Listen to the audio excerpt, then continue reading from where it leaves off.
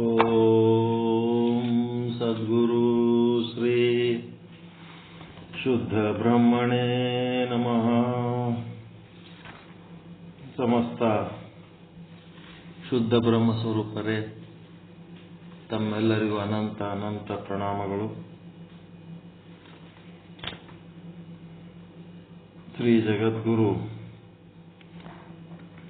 ಪಂಚಾಚಾರ್ಯ ಪ್ರಸೀದಂತು ಪೂರ್ವಾಚಾರ್ಯ ಧರ್ಮದರ್ಶನ ಭಾಗ 3. ಗ್ರಂಥಕರ್ತೃಗಳು ಸಾಹಿತ್ಯ ವಿಶಾರದ ಶಿವಾದ್ವೈತ ಪ್ರಾಚಾರ್ಯ ಧರ್ಮ ಸಾಹಿತ್ಯ ಸುಧಾಕರ ವೇದಮೂರ್ತಿ ಎಂ ಚಂದ್ರಶೇಖರ ಆರಾಧ್ಯ ಬೆಂಗಳೂರವರು. ಇಲ್ಲಿ ಏನಿದೆ ಅಂದ್ರೆ, ಸ್ವಯಂ ಜ್ಯೋತಿ ವಿಶ್ವಗುರು ಶ್ರೀ ಅಭಿನವ ರೇವಣ ಸಿದ್ಧ ಶಿವಾಚಾರ್ಯರ ಅನ್ನು ಕುರಿತು ರೇಣುಕಾಚಾರ್ಯ ಪರಂಪರೆಯ ಜಗದ್ಗುರುಗಳ ಇವರು 11ರಿಂದ 12ನೇ ಶತಮಾನದವರು.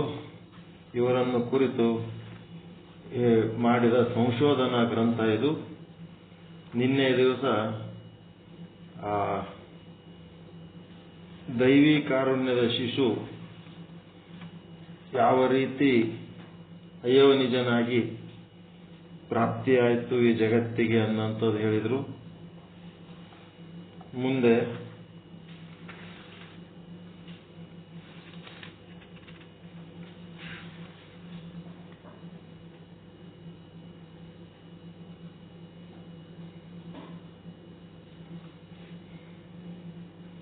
ಆ ಶಿಶುವನ್ನು ತಂದು ಒಬ್ಬ ಸಾಧು ಗುರುಗಳ ಪಾದಕ್ಕೆ ಇಟ್ಟು ನಮಸ್ಕರಿಸ್ತಾರೆ. ರೇವಾ ನದಿ ತೀರದಲ್ಲಿ ದೊರೆತ ಒಂದು ಅಯೋನಿಜನಾದ ಒಂದು ಶಿಶು.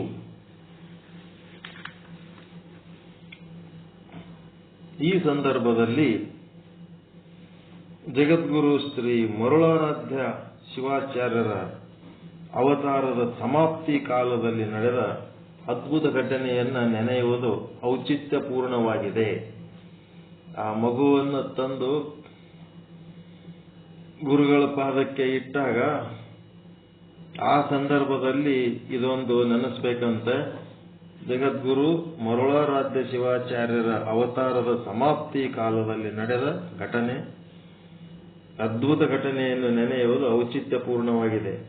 ಅದೇನೆಂದರೆ, ಶ್ರೀ ಜಗದ್ಗುರು ಮರುಳಾರಾಧ್ಯರು ತಮ್ಮ ಅವತಾರದ 1400 ವರ್ಷಗಳ ಸಮಾಪ್ತಿ ಸಮಯವು ಸನ್ನಿಹಿತವಾಗಿರುವುದನ್ನು ಅರಿತು ಸದ್ಧರ್ಮ ಸಿಂಹಾಸನವನ್ನು ತಮ್ಮ ನಂತರ ಅಲಂಕರಿಸಿ ಶಿವಸಿದ್ಧಾಂತದ ಪ್ರಚಾರ ಕಾರ್ಯವನ್ನು ಯಶಸ್ವಿಯಾಗಿ ಮುಂದುವರಿಸಲು ಸಮರ್ಥರಾದ ಅವರ ಆಚಾರ್ಯ ಬೇಕಾಗಿದೆ ಎಂದು ಯೋಚಿಸಿ ಕೇದಾರ ಕ್ಷೇತ್ರಕ್ಕೆ ದಯಮಾಡಿಸಿ ಅಲ್ಲಿಯ ಶ್ರೀ ವೈರಾಗ್ಯ ಸಿಂಹಾಸನಾಧೀಶ್ವರರಾದ ಶ್ರೀ ಜಗದ್ಗುರು ಏಕೋರಾಮಾರಾಧ್ಯರನ್ನು ಸಂದರ್ಶಿಸಿ ನಂತರ ಈರ್ವರು ಸ್ನಾನಕ್ಕಾಗಿ ಸಮೀಪದಲ್ಲಿದ್ದ ಪವಿತ್ರ ತೀರ್ಥವೆಂದು ಹೆಸರಾದ ಗೌರಿಕುಂಡಕ್ಕೆ ಹೋಗುತ್ತಾರೆ. ಆ ಗೌರಿಕುಂಡದಲ್ಲಿ ಮಿಂದು ಶುಚಿರ್ಭೂತರಾಗಿ ಅದರ ದಂಡೆಯಲ್ಲಿ ಕುಳಿತು ಶ್ರೀ ಮರುಳಾರಾಧ್ಯ ಶಿವಾಚಾರ್ಯರು ಧ್ಯಾನ ಸಮಾಧಿಸ್ಥರಾದಾಗ, ಎಲೈ ಪರಮೇಶ್ವರನೇ, ನಿನ್ನ ಆಜ್ಞೆಯಂತೆ ನಾನು ಭೂಲೋಕದಲ್ಲಿ ಶಿವ ಸಿದ್ಧಾಂತವನ್ನು ಸ್ಥಾಪಿಸಿರುವೆನು. ನೀನಿತ್ತ ಕಾಲ ಮುಗಿಯುತ್ತಾ ಬಂದಿರಲು ನನ್ನ ನಂತರ ಈ ಸದ್ಧರ್ಮ ಸಿಂಹಾಸನವನ್ನು ಅಲಂಕರಿಸಲು ಸಮರ್ಥರಾದ ಒಬ್ಬ ಆಚಾರ್ಯರು ಬೇಕಾಗಿರುವುದು. ಹೇ ಶಿವನೇ, ಆ ಕಾರ್ಯವನ್ನು ನಿರ್ವಹಿಸಲು ನೀನೇ ಸರ್ವಸಮರ್ಥನೆಂದು ಪ್ರಾರ್ಥಿಸುತ್ತಿದ್ದರು. ಆಹಾ, ಶಿವನ ಲೀಲೆಯನ್ನು ಬಲ್ಲವರ್ಯಾರು? ಅದೇ ಸಮಯದಲ್ಲಿ ಗೌರಿಕುಂಡದಿಂದ ಸಿಡಿಲಿನ ಆರ್ಭಟವಾಗಲು ವಿಸ್ಮಯಗೊಂಡು ಜಗದ್ಗುರು ದ್ವಯರು ಗೌರಿಕುಂಡದ ಕಡೆಗೆ ವೀಕ್ಷಿಸಲಾಗಿ ಶಿವ ತೇಜಸ್ಸಿನಿಂದ ಕೂಡಿದ ದಿವ್ಯ ಮೂರ್ತಿ ಒಂದು ಕುಂಡದಿಂದ ಮೇಲಕ್ಕೆ ಬಂದು ಜಗದ್ಗುರುಗಳು ಈರುವರಿಗೂ ವಂದಿಸಿ ನಿಂತಿರಲು ಆ ಉಭಯ ಜಗದ್ಗುರುಗಳು ಆ ದಿವ್ಯ ವ್ಯಕ್ತಿಯನ್ನು ನೋಡಿ ಪರಮಾನಂದ ತುಂದಿಲರಾಗಿ ಶಿವನ ಲೀಲೆಯನ್ನ ವರ್ಣಿಸುತ್ತಾ ಶ್ರೀ ಜಗದ್ಗುರು ಏಕೋರಾಮಾರಾಧ್ಯರು ಜಗದ್ಗುರು ಮರುಳಾರಾಧ್ಯರನ್ನ ಕುರಿತು, ಪೂಜ್ಯರೇ, ಶಿವನು ನಿಮ್ಮ ಪ್ರಾರ್ಥನೆಯಂತೆ ಈ ತೇಜೋ ರೂಪದ ಆಚಾರ್ಯರನ್ನ ಕರುಣಿಸಿರುವರು. ಈ ವಟು ರೂಪದ ಆಚಾರ್ಯನಿಗೆ ಮುಕ್ತಿ ಮುನಿ ಎಂದು ನಾಮಕರಣ ಮಾಡಿ ಉಜ್ಜಯಿನಿ ಸದ್ಧರ್ಮ ಪೀಠಕ್ಕೆ ಉತ್ತರಾಧಿಕಾರಿಯನ್ನಾಗಿ ಮಾಡಿರೆಂದು ಸಲಹೆ ಮಾಡಿದರು. ಮುಂದೆ ಜಗದ್ಗುರು ಮರುಳಾರಾಧ್ಯರು ಕೆಲ ಕಾಲದ ನಂತರ ಚತುರಾಚಾರ್ಯರ ಸಮ್ಮುಖದಲ್ಲಿ ಮುಕ್ತಿ ಮುನಿ ಶಿವಾಚಾರ್ಯರಿಗೆ ಪಟ್ಟಾಧಿಕಾರ ಮಾಡಿ ತಾವು ಪುನಃ ವಟವೃಕ್ಷದ ಸಿದ್ಧಲಿಂಗೇಶ್ವರದಲ್ಲಿ ಲೀನವಾದರು. ಇದು ಸಿದ್ಧಲಿಂಗೇಶ್ವರ ವಟವೃಕ್ಷ, ಇದು ಉಜ್ಜಯಿನಿದೇನ್ರಿ? ಇದು ಉಜ್ಜಯಿನಿ ಪೀಠದ ಹಿಸ್ಟ್ರಿ ತೊಗೊಳಕತ್ತಾರ ಒಂದ್ ಸ್ವಲ್ಪ ಇವರು. ಗುರುಗಳು ಆನಂದದಿಂದ ಶಿಶುವನ್ನು ಪರುಷ ಹಸ್ತದಿಂದ ಮುಟ್ಟಿ, ಅದು ಮುಗಿತದು ಉಜ್ಜಯಿನಿ ಪೀಠದ್ದು. ಮತ್ತೆ ಇದು ಚಾಲು ಆಗ್ತದ ಈ ಕಡೆ. ಯಾರ್ದು? ಅಭಿನವ ರೇವಣ ಸಿದ್ಧರ ಕಥೆ ಇದು. ಅದು ಬ್ರಾಕೆಟ್ ಕ್ಲೋಸ್ ಮಾಡಿದ್ರು. ಗುರುಗಳು ಆನಂದದಿಂದ ಶಿಶುವನ್ನು ತಮ್ಮ ಪರುಷ ಹಸ್ತದಿಂದ ಮುಟ್ಟಿ ಅದರ ಅಂಗಾಂಗಗಳಿಗೂ ಮಂತ್ರ ಭಸ್ಮವನ್ನ ಲೇಪಿಸಿ ಕಿವಿಯಲ್ಲಿ ಶಿವ ಪಂಚಾಕ್ಷರಿ ಮಹಾಮಂತ್ರವನ್ನ ಉಪದೇಶಿಸಿ, ಮಗಳೇ, ಈ ಮಗು ಶಿವಾಂಶ ಸಂಭೂತವಾದುದರಿಂದ ಕೀರ್ತಿಶಾಲಿಯಾಗುವುದು. ಇವನು ಮಾನವ ಕುಲವನ್ನು ಉದ್ಧರಿಸುವುದಕ್ಕಾಗಿ ಬಂದಿರುವನು, ಕಾರಣಿಕನು. ಇವನು ಗುರು ಸಾರ್ವಭೌಮನೆಂದು ಖ್ಯಾತಿ ಪಡೆಯುವನು ಎಂದು ಹೇಳಿ ಆ ಮಗುವನ್ನ ಯಾರ ಕೈಯ ಕೊಡ್ತಾರ? ಸಾರಕಿ ಮತ್ತ ಸಹನ ಗಂಡ ಹೆಂಡತಿ ಇರ್ತಾರಲ್ಲ, ಸಾರಕಿ ಕೈಯ ಕೊಡ್ತಾರ. ನಮಗೆ ಸಂತಾನ ಇಲ್ಲತ್ ಬಂದಿರ್ತಾರ ಅವರು, ಅವ್ರ ಕೈಯ ಕೊಡ್ತಾರ ಕೂಸಿನ. ಮಗಳೇ, ಈ ಮಗು ರೇವಾ ನದಿಯಲ್ಲಿ ಅಯೋನಿಜನಾಗಿ ಉದ್ಭವಿಸಿರುವುದರಿಂದ ಇದಕ್ಕೆ ರೇವಣ ಎಂದು ಹೆಸರಿಡು ಎಂದು ಹೇಳಿ ಕಳಿಸಿದರು. ಕೆಲ ಕವಿಗಳು ರೇವಣ ಸಿದ್ಧರ ತಂದೆ ಶಿವಯೋಗಿ ಶಾಂತಿಮಯ್ಯಗಳೆಂದು, ಅವನ ವಿದ್ಯಾಗುರುಗಳಾದ ಕೆಲ ಕವಿಗಳು ಅಂದ್ರೆ ಬೇರೆ ಬೇರೆಯವರು ರೇವಣ ಸಿದ್ಧರ ತಂದೆ ಶಿವಯೋಗಿ ಶಾಂತಿಮಯ್ಯ ಅಂತ ಹೇಳ್ಯಾರ. ಅವರ ವಿದ್ಯಾಗುರುಗಳು ನಿರ್ಲಜ್ಜ ಶಾಂತಿ ದೇಶಿಕೇಂದ್ರರು ಅಂತೇಳಿ ತಮ್ಮ ಗ್ರಂಥಗಳಲ್ಲಿ ಉಲ್ಲೇಖಿಸಿರುವರು. ಈ ಬಗ್ಗೆ ಇನ್ನೂ ಹೆಚ್ಚಿನ ಸಂಶೋಧನೆ ಆಗಬೇಕಾಗಿದೆ. ನಿರ್ಧರಿಸುವ ಜವಾಬ್ದಾರಿ ಸಂಶೋಧಕರಿಗೆ ಸೇರಿದ್ದು. ಅದಕ್ಕೆ ನಾವು ಯಾವುದನ್ನ ಇಂಥ ವಿಷಯ ಬಂದೊತ್ನಾಗ ಯಾವುದನ್ನ ನಾವೇನ್ ಮಾಡಬಾರ್ದು, ಭಾರಿ ಅಗಾಧ ಅಂತ ತಿಳ್ಕೊಂಡು ಅದರ ಬೆನ್ನನ್ನು ಹತ್ತಬಾರದು. ಮತ್ತ ಅದೇನ್ ಬಿಡು, ಹೆಂಗ ಖರೆ ಇರ್ತವೆ ಇವೆಲ್ಲ ಲೀಲೆಗಳು ಅಂತ ಹೇಳಿ ಅಲ್ಲಗಳಿಲಿಕ್ಕೂ ಹೋಗಬಾರ್ದು. ಎರಡೂ ಮಾಡಬಾರ್ದು. ಎರಡೂ ಏನದವ ಅಜ್ಞಾನಿಗಳ ಕೆಲಸ. ಅಲ್ಲಗಳೆದ್ರು ಅಜ್ಞಾನಿಗಳ ಕೆಲಸ. ಎಂದರೆ ಕಂಡಿವೆ ಇಲ್ಲ ಅಂತ ಹೇಳಕ್ಕೆ ಅಂತವ್ರ ಬೆನ್ ಹಚ್ಚಿ ಹೋಗೋದನ್ನು ಅಜ್ಞಾನಿಗಳ ಕೆಲಸ. ಜ್ಞಾನಿಗಳು ಏನಿರ್ತಾರ ಅಂದ್ರೆ ತಮ್ಮ ಬ್ಯಾಲೆನ್ಸ್ನಾಗ ತಾವಿರ್ತಾರ.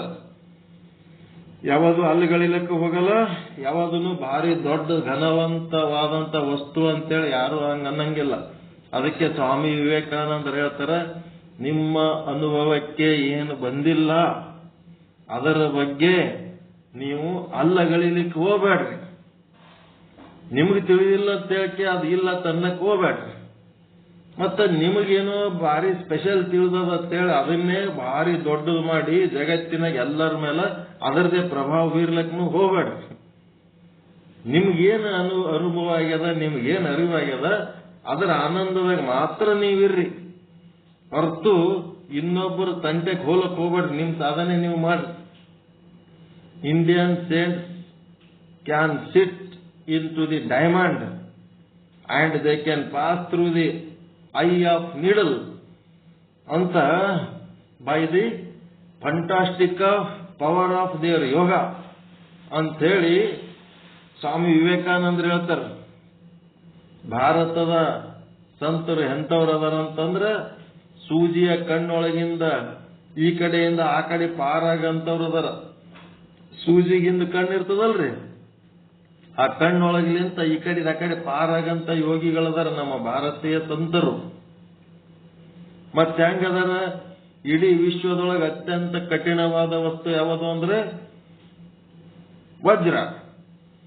ಅಂತ ವಜ್ರದೊಳಗೆ ಹೋಗಿ ಕುಂದ್ರಂತ ಸಂತರದಾರ ನಂಬಲ್ಲಿ.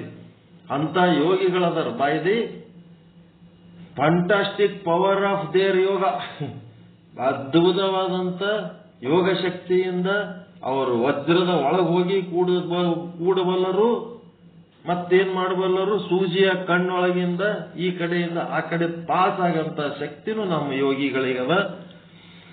ಅದಕ್ಕೆ ಯಾವುದನ್ನ ಅಲ್ಲಗಳೆ ಅಂತ ಕೆಲಸ ಮಾಡಬೇಡ್ರಿ, ಯಾವುದನ್ನ ಟೀಕೆ ಮಾಡಬೇಡ್ರಿ. ನಿಮಗೆ ತಿಳಿದಿಲ್ಲ ಅಂತ ಹೇಳಿಕೆ ಯಾರಿಗೆ ಗೊತ್ತಿಲ್ಲ ಅದು ತಪ್ಪದ ಸುಳ್ಳದ ಅಂತೇಳಿ ವಾದ ಮಾಡ್ಲಕ್ಕೆ ಹೋಗ್ಬೇಡ್ರಿ. ನಿಮ್ ಸಾಧನೆ ಏನದ, ನೀವೇನ್ ಸತ್ಯ ದರ್ಶನ ಮಾಡ್ಕೊಂಡ್ರಿ ಅದ್ರ ಪಾಡಿಗೆ ಅದು ಇರ್ಲಿ, ನಿಮ್ ಕೆಲಸ ನೀವು ಮಾಡ್ರಿ ಅಂತ ಹೇಳ್ತಾರ. ಅದಕ್ಕೇನೋ ಆಗಿ ನಾನಾ ರೀತಿ ಸಂಶೋಧಕರು ಅವ್ರ ಹಂಗ್ ಬರ್ದಾರ, ಇವ್ರು ಹಿಂಗ್ ಬರ್ದಾರ ಅಂತ ಹೇಳಕ್ಕೆ ಒಂದನ್ನ ರೈಟ್ ಅನ್ಸೋದು, ಒಂದ ರಾಂಗ್ ಅನ್ಸೋದು, ಏನೋ ಅಂತ ಕೆಲಸ ಮಾಡ್ಲಕ್ ಹೋಗ್ಬೇಡ್ರಿ ಅಂತಾರೆ. ಯಾಕಂದ್ರೆ ಯಾರೇನು ದಡ್ರಲ್ಲ ಅವ್ರವ್ರ ಕಾಲದೊಳಗೆ ಅವ್ರಿಗೆ ಏನ್ ಮಾಹಿತಿ ಸಿಕ್ಕವ ಆ ಮಾಹಿತಿ ಪ್ರಕಾರ ಅವರು ಗ್ರಂಥಗಳನ್ನು ರಚನೆ ಮಾಡಿರ್ತಾರೆ. ಅದಕ್ಕೆ ಈಗ ರೇಣುಕ ವಿಜಯದೊಳಗಿರುವಂತ ಸಮಸ್ಯೆಗಳು ಅಷ್ಟೆಲ್ಲ ಇದ್ರೆ ನಾ ಎಂದರೆ ಆ ವಿಷಯ ತೆಗೆದು ಮಾತಾಡಿ ನೆನ್ನಿನ ಸಂಗಟ ಏನಿಲ್ಲ, ಅದ್ರ ಪಾಡಿಗೆ ಅದಕ್ಕೆ ಇಟ್ಬಿಟ್ಟೆ ಅಷ್ಟೇ. ಈಗ ಅದ್ರೊಳಗಿರುವಂತ ವಿಷಯಗಳನ್ನ ನಾವು ಏನೇನೋ ತಪ್ಪು ತಿಳ್ಕೊಂಡಿದ್ದೇವೆ, ಈಗ ಈ ಗ್ರಂಥ ಸಿಕ್ಕ ಮೇಲೆ ನಮ್ಗೆ ಎಷ್ಟು ಸ್ಪಷ್ಟವಾಗಿ ತಿಳಿತಲ್ಲಪ್ಪ, ಆ ಗ್ರಂಥದ ಬಗ್ಗೆ ನಾವು ಮನಸ್ಸಿನಾಗ ಏನೋ ಬ್ಯಾರೆ ಮಾಡ್ಕೊಂಡ್ಬಿಟ್ಟಿದ್ದೆವು ಅಂತ ಈಗ ಅನ್ನಿಸ್ತು. ಗೊತ್ತಿಲ್ಲದ ನಮ್ಗೆ ಹಂಗ ಆಗ್ತಿರ್ತಾವ. ಗೊತ್ತಾದ್ಮೇಲೆ ಅವೆಲ್ಲ ನಮ್ಮ ಅಶಕ್ತತೆಗಳು ಅದ್ರ ಮೇಲೆ ಆರೋಪ ಮಾಡ್ಲಿಕ್ಕೆ ಹೋಗಬಾರ್ದು. ಅದಕ್ಕೆ ಈಗೇನಾಯ್ತು, ಆ ಮಗು ಯಾವ ಮಗು, ಅಭಿನವ ರೇವಣ ಸಿದ್ಧ ಶಿವಾಚಾರ್ಯ ಮಗು 6 ವರ್ಷಗಳಾಗಲು ಅವನನ್ನು ಮಠಕ್ಕೆ ಕರೆದೊಯ್ದರು. ಅವನಿಗೆ ಶ್ರೀಗಳೇ ವಿದ್ಯಾಗುರುಗಳಾದರು. 8ನೇ ವರ್ಷದಲ್ಲಿ ಅವನಿಗೆ ದೀಕ್ಷಾ ಸಂಸ್ಕಾರ ನಡೆಯಿತು. ಅತ್ಯಂತ ಕುಶಲಮತಿಯಾದ ರೇವಣನು ದಿನ ಕಳೆದಂತೆ ವೇದಾಂತ ಶಾಸ್ತ್ರಾದಿಗಳಲ್ಲಿ ಪರಿಣಿತನಾದನು.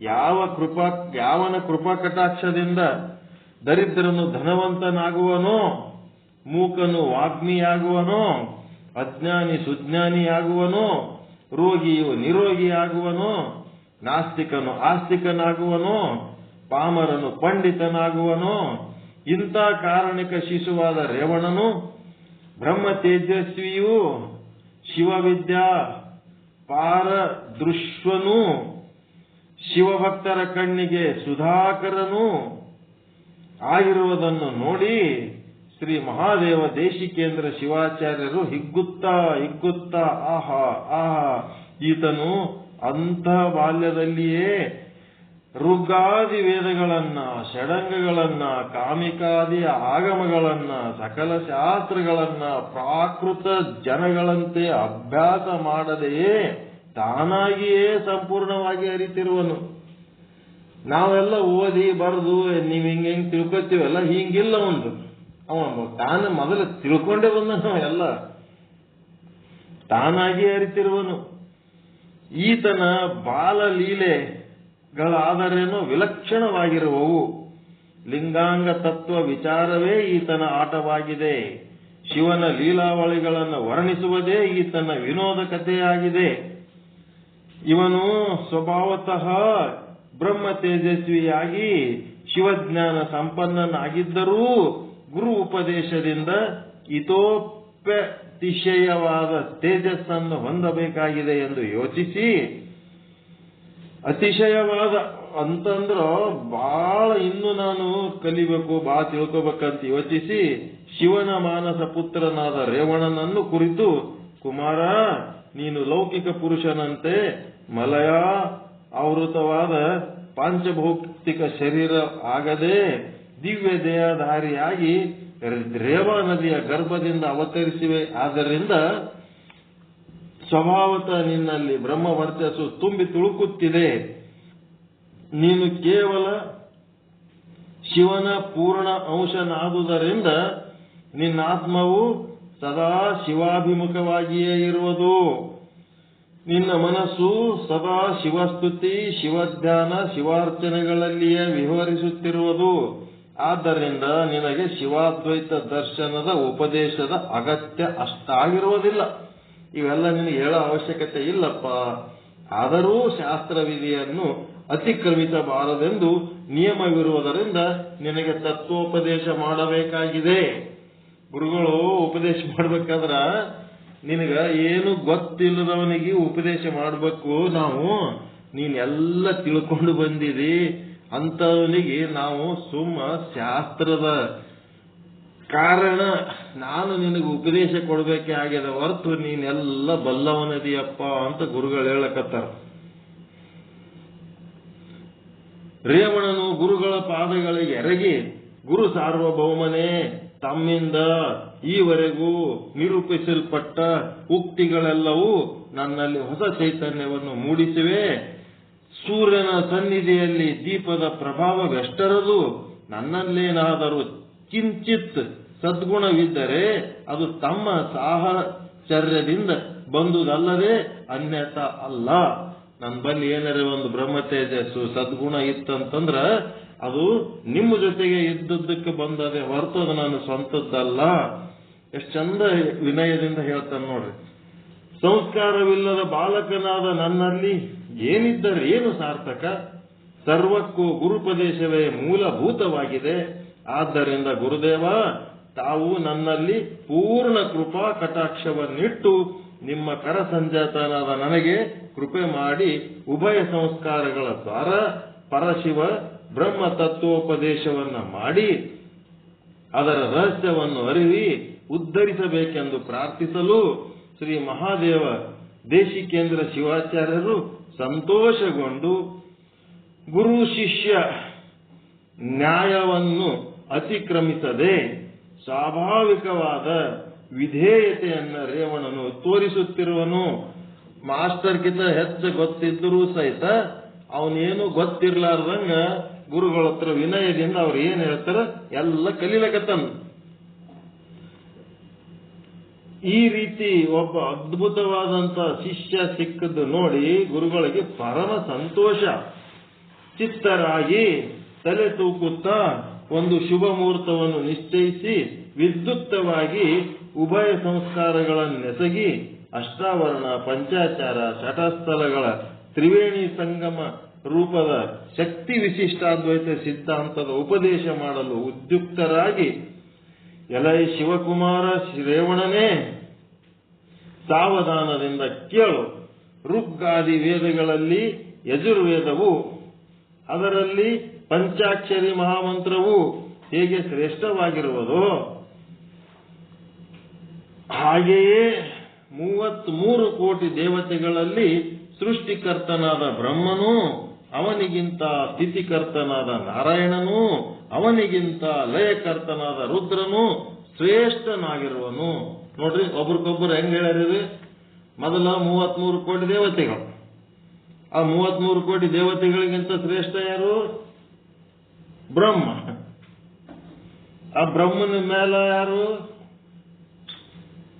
ವಿಷ್ಣು. ವಿಷ್ಣುಗಿಂತ ಮೇಲೆ ಯಾರು?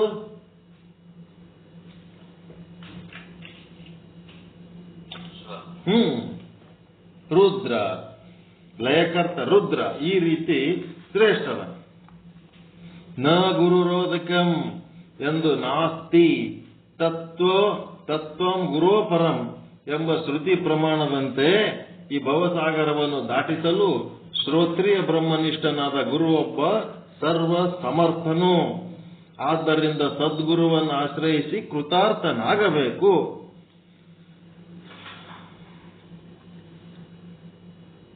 ಆ ಶಿವನೇ ಗುರು ರೂಪದಿಂದ ಬಂದು ಜೀವರನ್ನು ಉದ್ಧರಿಸುವನು. ಆದುದರಿಂದ ಮುಮುಕ್ಷುಗಳು ಸಾಕ್ಷಾತ್ ಪರಬ್ರಹ್ಮ ಸ್ವರೂಪನಾಗಿರುವ ಗುರುವನ್ನು ಆಶ್ರಯಿಸಿ ಮುಕ್ತರಾಗಬೇಕೆಂದು ಬೋಧಿಸಿದರು. ಆಗ ರೇವಣನು, ಹೇ ಗುರುದೇವ, ನಿಮ್ಮ ಉಪದೇಶ ಅಮೃತ ಪಾನದಿಂದ ಪುನೀತನಾದೆನು. ತಾವು ಕೃಪೆ ಮಾಡಿ ಆ ಬ್ರಹ್ಮ ಪರಬ್ರಹ್ಮ ಶಿವನಿಂದುಂಟಾದ ಸೃಷ್ಟಿಯ ಸ್ವರೂಪವನ್ನ, ವೇದ ಆಗಮ ಉಕ್ತಗಳಾದ ಅಷ್ಟಾವರಣ, ಪಂಚಾಚಾರ, ಶಟಸ್ಥಲಗಳನ್ನ, ಇವುಗಳ ಸ್ವರೂಪವನ್ನ ಉಪದೇಶಿಸಬೇಕೆಂದು ಪ್ರಾರ್ಥಿಸಿದನು. ಅದಕ್ಕೆ ಗುರುಗಳು ಆನಂದ ತುಂದಿಲ ಹೃದಯರಾಗಿ, ಎಲೈ ರೇವಣನೇ, ನೀನು ಅತ್ಯಂತ ಗೌಪ್ಯವೂ ಪ್ರಭಾವಪೂರ್ಣವೂ ಮೋಕ್ಷಕ್ಕೆ ಸಿದ್ಧ ಔಷಧವೂ ಆದ ವಿಷಯವನ್ನೇ ಕೇಳಬಯಸಿರುವೆ. ಹೇಳುವೆನು, ಸ್ಥಿರಚಿತ್ತದಿಂದ ಕೇಳು. ವಿಕ್ಷೇಪ ದೋಷ ಬೇಡ, ಸ್ವಚ್ಛ ಮನಸ್ಸಿನಿಂದ ಕೇಳಂತ ಹೇಳ್ತಾನೆ. ಯದಾ ತಮಸ್ತನ್ನ ದಿವಾನ ರಾತ್ರಿರ್ನ ಸನ್ನ ಚಾಸ ಶಿವ ಏವ ಕೇವಲ ಎಂಬ ಶ್ರುತಿ ವಾಕ್ಯದಂತೆ ಇದು ವೇದವಾಕ್ಯ. ಇದು ಯಾವ ಕಾಲದಲ್ಲಿ ಪ್ರಪಂಚವು ಸೂರ್ಯಚಂದ್ರಾದಿ ತೇಜಸ್ಸುಗಳು, ದಿನ ರಾತ್ರಿಗಳು, ನಾಮರೂಪಗಳು, ಸತ್ತ ಅಸತ್ತುಗಳು ಇಲ್ಲದೆ ಇದ್ದಿತ್ತು, ಆವಾಗೇನಿತ್ತು? ಪರಬ್ರಹ್ಮ ಒಂದೇ, ಪರಶಿವ ಒಂದೇ, ಓಂ ಎಂಬ ಪ್ರಣವ ಸ್ವರೂಪದಿಂದ ಪ್ರಕಾಶಿಸುತ್ತಿದ್ದಿತ್ತು. ಆ ಪ್ರಣವ ಸ್ವರೂಪದ ಪರಬ್ರಹ್ಮದಲ್ಲಿ ಸೃಷ್ಟಿಗಿಂತಲೂ ಮೊದಲು ಚೇತನ ಅಚೇತನಾತ್ಮಕವಾದ ಜಗತ್ತು ಉಭಯ ಇಂದ್ರಿಯಗಳಿಗೆ ಅಗೋಚರವಾಗಿ ಅಡಗಿದ್ದಿತು. ಆ ರೀತಿಯಾಗಿ ತನ್ನಲ್ಲಿಯೇ ಅಡಗಿರುವ ಜಗತ್ತನ್ನ ಪ್ರಕಾಶಪಡಿಸುವುದಕ್ಕೋಸ್ಕರ ಆ ಇಚ್ಛೆಯಿಂದ ಶಿವನಾಮಕವಾದ ಪರಬ್ರಹ್ಮವು ಜನನ ಮರಣಾದಿ ಸಕಲ ದೋಷ ಶೂನ್ಯವೂ ನಾಶರಹಿತವೂ ದಿವ್ಯವೂ ಅಪ್ರಾಕೃತವೂ ನಿತ್ಯವೂ ಬ್ರಹ್ಮಾದಿ ಗುಣ ಮೂರ್ತಿಗಳಿಂದ ಉಪಾಸ್ಯವೂ, ಗುಣ ಅಲ್ಲದ ಗಣ, ಬ್ರಹ್ಮಾದಿ ಗಣ ಮೂರ್ತಿಗಳಿಂದ ಉಪಾಸ್ಯವೂ, ಶುದ್ಧ ಜ್ಞಾನ ಕಾರಣೀಭೂತ ಸಮಸ್ತ ಯೋಗಿಗಳಿಗೆ ವಿಷಯವೂ,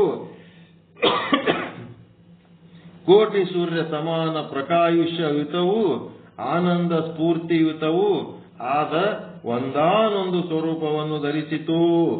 ಆ ಬ್ರಹ್ಮನೇ ಒಂದು ಸ್ವರೂಪ ಧರಿಸಿತು. ಆ ರೂಪವೇ ಪ್ರಕೃತಿ ಪುರುಷರ ಅವಿನಾಭಾವದ ರೂಪ.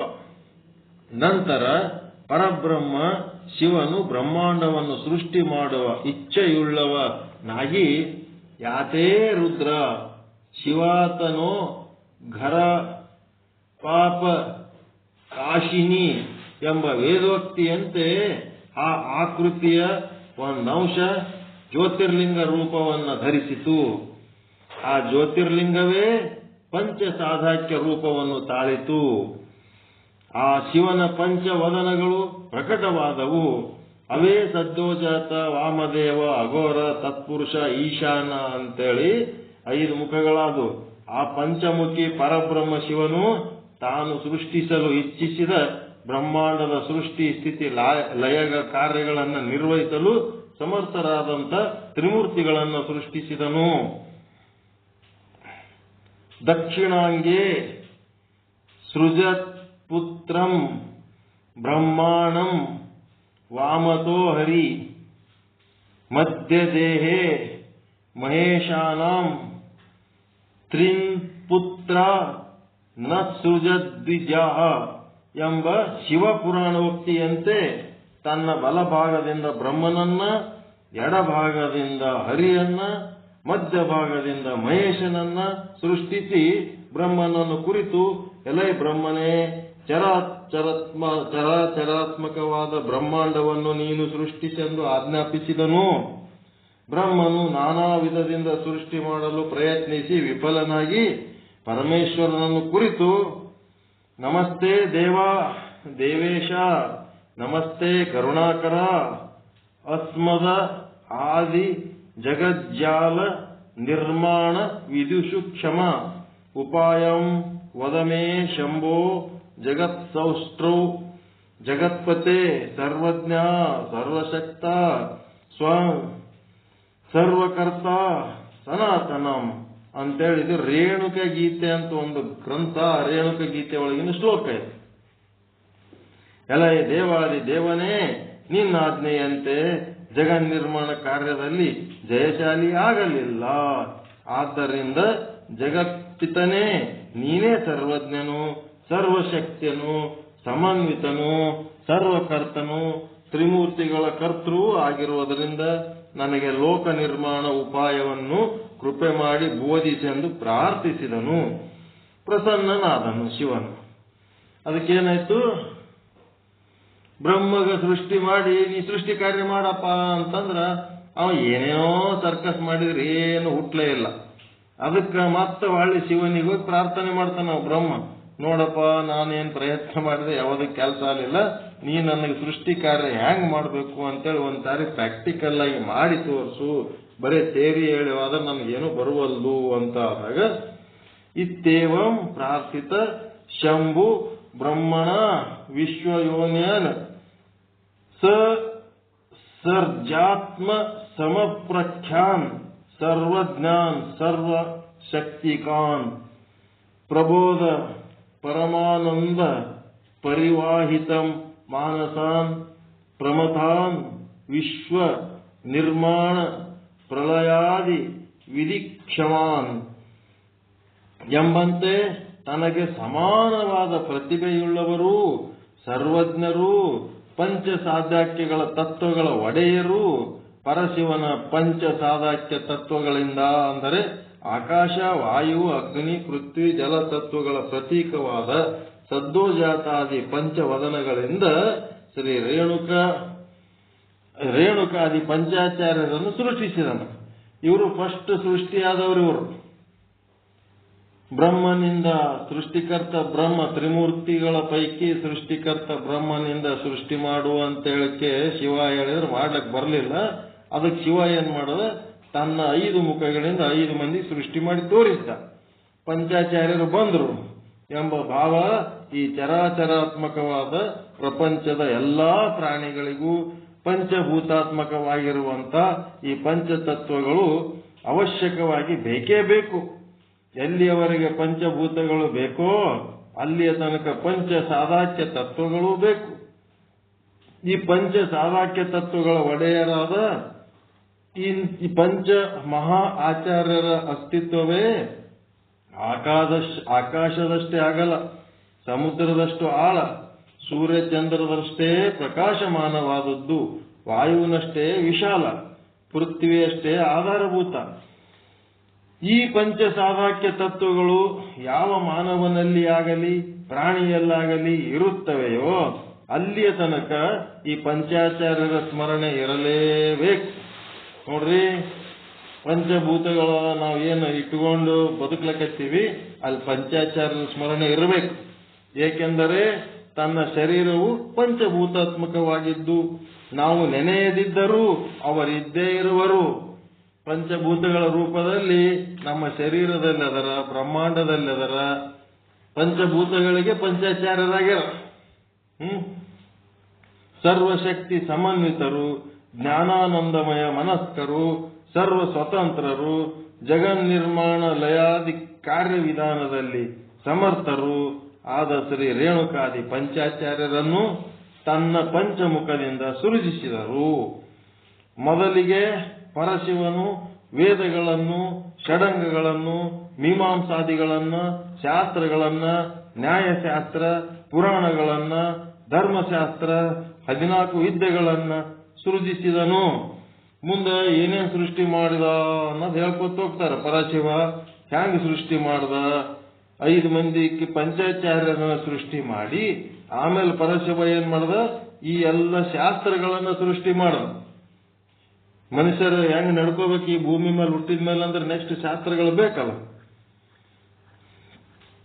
ಹೇಗೆಂದರೆ ಸದ್ದೋಜಾತೇನ ಋಗ್ವೇದಂ, ವಾಮದೇವೇನ ಯಜುಷಂ, ಅಘೋರೇಣ ತಥಾ ಸಾಮ, ಪುರುಷೇಣ ಅಥರ್ವಣಂ, ಈಶಾನೇನ ಮುಖೈನೈವ ಕಾಮಿಕಾದ್ಯ ಗಮಾಸ್ಥಾಥ ಜನಯಾಮಾಸ ವಿಶ್ವೇಶಃ ಸರ್ವಸಿದ್ಧಿ ಪ್ರದಾಯಕ. ಅಂದ್ರೆ ಸದ್ದೋಜಾತ ಮುಖದಿಂದ ಋಗ್ವೇದವನ್ನ, ವಾಮದೇವ ಮುಖದಿಂದ ಸಾಮವೇದವನ್ನ, ತತ್ಪುರುಷ ಮುಖದಿಂದ ಅಥರ್ವಣ ವೇದವನ್ನ, ಈಶಾನ ಮುಖದಿಂದ ಕಾಮಿಕಾದಿ ವಾತುಲಾಂತಗಳಾದ 28 ಆಗಮಗಳನ್ನ, ಶಿವನ 5 ಮುಖಗಳಿಂದ ಏನೇನು ಬಂದು ಅಂತಂದ್ರ 4 ಮುಖದಿಂದ 4 ವೇದಗಳು, ಇನ್ನ 1 ಮುಖದಿಂದ 28 ಆಗಮಗಳು, ಇಷ್ಟು ಬಂದವ. ಮುಂದ ಈ ಸೃಷ್ಟಿ ಕಾರ್ಯ ಇನ್ನ ಹೆಂಗ್ ಮಾಡ್ಯಾರ ಅನ್ನೋದು, ಮೊದಲ 5 ಮಂದಿಗೆ ಸೃಷ್ಟಿ ಮಾಡಿ ಆಮೇಲೆ ಏನ್ ಮಾಡ್ದ ಶಿವ, ತನ್ನ 4 ಮುಖಗಳಿಂದ 4 ವೇದಗಳು, 5ನೇ ಮುಖದಿಂದ 28 ಶಿವಾಗಮಗಳು ಎಲ್ಲ ಹೇಳದು. ಮುಂದೆ ಇದರ ಸೃಷ್ಟಿಯ ಭಾಗ ಇನ್ನು ಏನೇನು ಮಾಡಿದ್ರು ಅನ್ನೋದು ಇನ್ನೂ ರೋಚಕವಾದ ಇದೆಲ್ಲ ಮುಂದೆ ಹೇಳ್ತಾರೆ. ವೇದ ಯಾರು ಹೇಳಾರ ಅಂತಂದ್ರೆ ಶಿವ ಹೇಳನ ಅಂತೇಳಿ ವೀರಶೈವ ಸಿದ್ಧಾಂತ ಹೇಳ್ತದ ನೋಡ್ರಿ. ಇಲ್ಲಿ ಮತ್ತೆ ಯಾರು ಹೇಳಾರ ಅಂತೇಳಿ ಅಪೌರುಷಯ ಅಂತೇಳಿ ಆ ಶಿವನನ್ನ ನೆನೆಸಬಾರದು, ಮುಚ್ಚಿಟ್ಟಕ್ಕೆ ಅಪೌರುಷಯ ಅಂತ ಹೇಳ್ತಾರೆ. ಶಿವ ಹೇಳನತ್ತಿಲ್ ಘಂಟಾಘೋಷವಾಗಿ ಬರ್ದಾರ ನೋಡ್ರಿ. ಇಲ್ಲಿ 4 ವೇದಗಳು ಶಿವನೇ ಹೇಳನ, 28 ಆಗಮಗಳು ಶಿವನೇ ಹೇಳನ.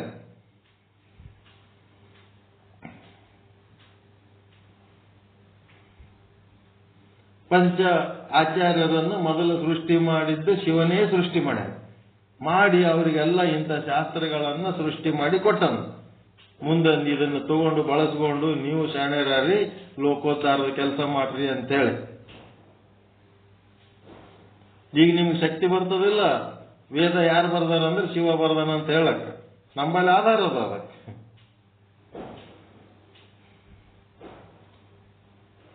ನಮ್ಮಲ್ಲಿವೆ ಒಂದಿಷ್ಟು ಗ್ರಂಥಗಳು ತಗೊಂಡು ಅಪೌರುಷಯ ಅಂತೇಳಿ ಯಾರು ಇದು ಗದ್ದಲ ಮಾಡ್ಯಾರ?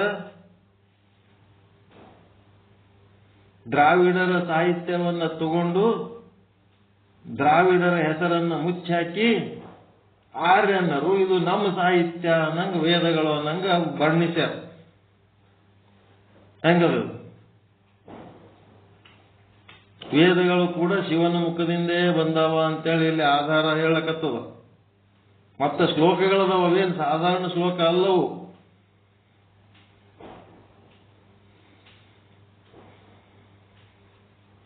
ಸಂಸ್ಕೃತ ಶ್ಲೋಕದಲ್ಲಿ ಹೇಳಕತ್ತಾರ ಇವೆಲ್ಲ, ರಿಸರ್ಚ್ ಮಾಡಿ ಹೇಳಿದ್ವಿ ಇವೆಲ್ಲ. ರೇಣುಕ ಗೀತೆ ಒಳಗಿನ ಶ್ಲೋಕಗಳಿವು. ಇದ್ರ ಮುಂದಿನ ಭಾಗ ಮತ್ತೆ ನಾಳೆ ನೋಡೋಣ. ಹಿಂಗೆ ಓದ್ಕೋತಾದ್ರ ಹಿಂಗೆ ಇದು ಬಹಳ ಇರ್ತದ. ಏನ್ ಬಹಳ ಇದ್ರು ಒಂದ್ ತಿಂಗಳದ ಕಲಾಸ ಆತು. ಬಹಳ ಅಂದ್ರೆ ಒಂದ್ 30-40 ಪುಟ ಅದ. ದಿನ ಒಂದ್ 2-3 ಪುಟ ಓದ್ಬಿಟ್ರೆ ಆಯ್ತು. ಮಾಹಿತಿ ಉಪಯುಕ್ತ ಅದ ಇಲ್ರಿ? ದಿನ ಒಂದು ಹೊಸ ಸಂಶೋಧನೆ ತಿಳ್ಕೊಳಕತ್ತೀರ ಇಲ್ಲ?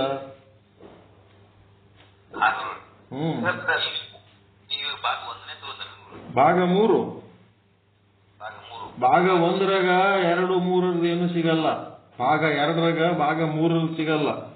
ಭಾಗ 3ರಾಗ 1, 2, 3 ಎಲ್ಲ ಕೂಡ ಸಿಗ್ತದ. ನಮ್ಗೆ ಅತಿ ಸಮೀಪ ಯಾರು? ಕಂಬಿ ಪ್ರಕಾಶ್. ಕಂಬಿ ಪ್ರಕಾಶನ್ ಅಪ್ಪನ ಕತಿ ತಗೊಂಡು ನಾವೇನ್ ಮಾಡಮ್ಮ, ಅವ್ರ ಮುತ್ತನ ಕತಿ ತಗೊಂಡು ನಾವೇನ್ ಮಾಡಮ್ಮ. ಕಂಬಿ ಪ್ರಕಾಶ್ ಹಿಡಿದ್ರೆ ಎಲ್ಲ ಹಿಂದಿನವ್ರದೆಲ್ಲ ಕತಿ ಅದ್ರಾಗ ಬಂದೇ ಬರ್ತವೆ. ಹಿಂಗ ನಮ್ಮ ಅವ್ರ ಹಿಂದಿನ ಹಿಸ್ಟ್ರಿ ತಗೊಂಡ್ರ ಅಷ್ಟೊಂದು ಸ್ಪಷ್ಟ ಇರಂಗಿಲ್ಲ. ಇವ್ರ ಹಿಂದಿನವ್ರದ್ದು ಒಂದದ, ಮತ್ತ ಅದಕ್ಕಿಂತ ಹಿಂದಿನ ಬುಕ್ ಅದು ಎಲ್ಲೇ ಸಿಗ್ತದ ಹುಡುಕ್ಬೇಕಷ್ಟೇ. ಒಟ್ಟ 3 ಬುಕ್ ಅದಾವ ಇವು. ರೇಣುಕ ವಿಜಯವನ್ನ 3 ಬುಕ್ ಬರೆದು ಈ ರೀತಿ ಮಾಡ್ಯಾರ ಇವರು. ವೇದಗಳು ಯಾರು ಹೇಳಿದ್ರು ಅಂದ್ರೆ ಶಿವನೇ ಹೇಳೇನ. ಶಿವನ 4 ಮುಖಗಳಿಂದ ವೇದಗಳು, 5ನೇ ಮುಖದಿಂದ ಆಗಮಗಳು. ಕಂಠಘೋಷವಾಗಿ ಹೇಳ್ಬೋದು, ವಿತ್ ಶ್ಲೋಕ ಸಮೇತ ರೇಣುಕ ಗೀತ.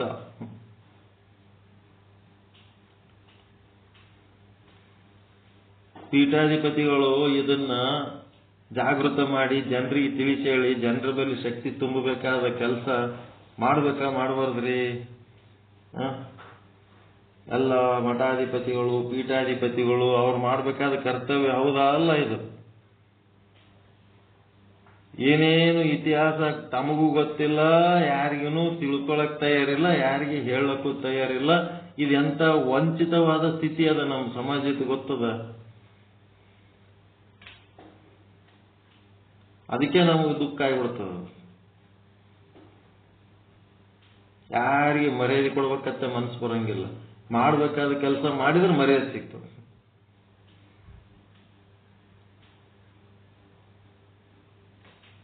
ನಾವು ಏನ್ ಬರೀ ಸುಮ್ಮನೆ ಬೈತಾನ ಬೈಯೋದಂದ್ರೆ ಎದಕ್ ಬೈತಿರ್ತೀವಿ? ಕಾಳಜಿ ಮಾಡಿ ಏನ್ ಮಾಡ್ಬೇಕು ಅದು ಮಾಡ್ಲಿಲ್ಲಲ್ಲ, ಏನ್ ಡೆವಲಪ್ ಮಾಡ್ಬೇಕು ಅದು ಮಾಡ್ಲಿಲ್ಲ, ಏನು ಮಾಡ್ಲಾರ್ರೆ ಹಂಗೆ ಹೋಗ್ಲಕತ್ತರಲ್ಲಿ ಇವರು.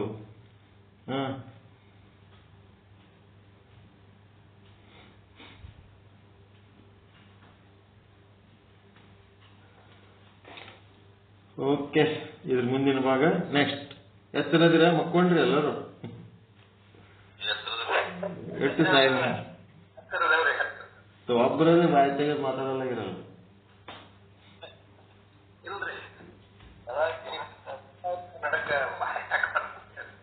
ವಿಷಯದೊಳಗ ಮಗ್ನಾಗಿರ್ತಾರ್ರಿ, ಮುಳುಗಿರ್ತಾರಲ್ಲ, ಹಿಂಗಾಗಿ ಜಾಗ್ರತೆಗೆ ಬರ್ಬೋದು.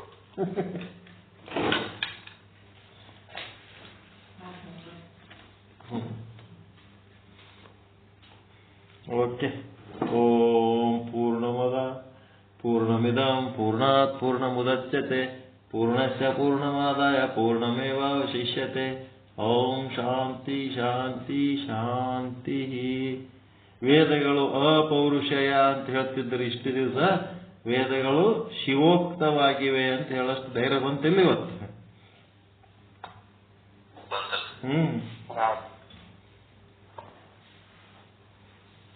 ಸುಮ್ಮನೆ ಅಪೌರುಷಯ ಅಪೌರುಷಯ ಅಂತ ಹೇಳ್ತಾರೆ.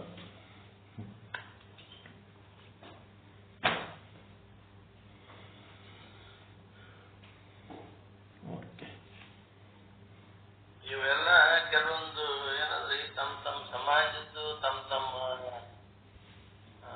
ದೇವರದು ತಮ್ಗೆ ಅನುಕೂಲ ಬಂದಂಗ ಪುರಾಣಗಳನ್ನ ಇದು ಮಾಡ್ಕೊಂಡು ಇದು ಮಾಡ್ಯಾರ ನೋಡಿದ್ರು. ಇವೆಲ್ಲ ನೋಡುದು ಅದಕ್ಕೆ ಮುಸ್ಲಿಮರು ಕುರಾನದೊಳಗೆ ಒಂದು ಕಾಮ ಒಂದು ಫುಲ್ ಸ್ಟಾಪ್ ಏನಾರ ತಪ್ಪಿಸಿಬಿಟ್ರಂತಂದ್ರೆ ಕಡ್ದು ಹೋಗದ್ ಬಿಡ್ತಾರ. ಮೊದಲು ಹೆಂಗಿತ್ತು ಹಂಗೆ ಇರ್ಲಿ ಅಂತಾರ ಅವರು.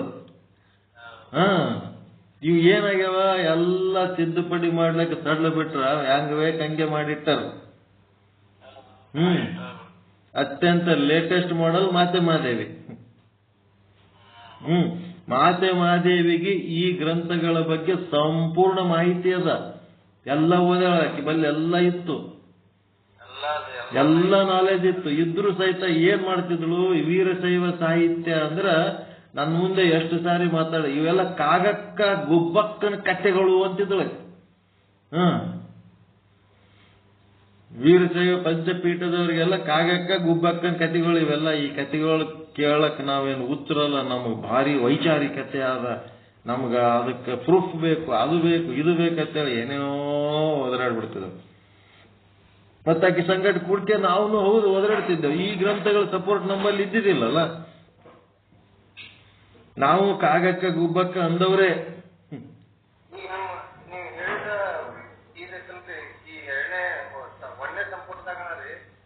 ನಮ್ಮ ಪ್ರಾಚೀನವಾದ ಒಮ್ಮೆ ಅಂದರೆ ವೇದ ಮತ್ತು ಆಗಮಗಳು ಶಿವನಿಂದಲೇ ಹೊರ ಹೊಮ್ಮಿರುವುದಾಗಿರುತ್ತವೆ. ಶಿವ ಸಜ್ಜೋ ಜಾತ ವಾಮದೇವ ಅಘೋರ ತತ್ಪುರುಷ ಮುಖಗಳಿಂದ ಕ್ರಮವಾಗಿ ಋಗ್ವೇದ ಯಜುರ್ವೇದ ಸಾಮವೇದ ಮತ್ತು ಅಥರ್ವವೇದ ಹೊರ ಹೊಮ್ಮಿರುತ್ತದೆ. ಶಿವನ 5ನೆಯದಾದ ಈಶಾಮುಖದಿಂದ 28 ಶಿವ ಆಗಮಗಳು ಹೊರ ಹೊಮ್ಮಿರುವುದಾಗಿ ಶಾಸ್ತ್ರ. ಎಲ್ಲಿದಾರ ಇದು ಬುಕ್, ಎಲ್ಲಿ ಬರ್ದಾರ? ಒಂದೇ ಸಂಪುಟ ಸಿದ್ಧಾಂತ ಶಿಖಾಮಣಿ ಅದ್ರ ಬರ್ದಾರಲ್ರಿ? ಸಿದ್ಧಾಂತ ಶಿಖಾಮಣಿ ಅದ ಅಲ್ರಿ? ಅದರಿ ಇವೇನು ಹುಟ್ಟಿದ್ದು ಭರಣಿಯಿಂದ ಏನ್ ಬಂದದ ಅದನ್ನೇ ವೇದ ಉಪನಿಷತ್ತುಗಳಾಗಿವೆ. ಸಿದ್ಧಾಂತ ಶಿಖಾಮಣಿ ಬಂದದ್ರಿ ಅದನ್ರಿ. ಸ್ಟಾರ್ಟಿಂಗ್ ಅದ ನೋಡಿರಲ್ಲ ಬರ್ತದ.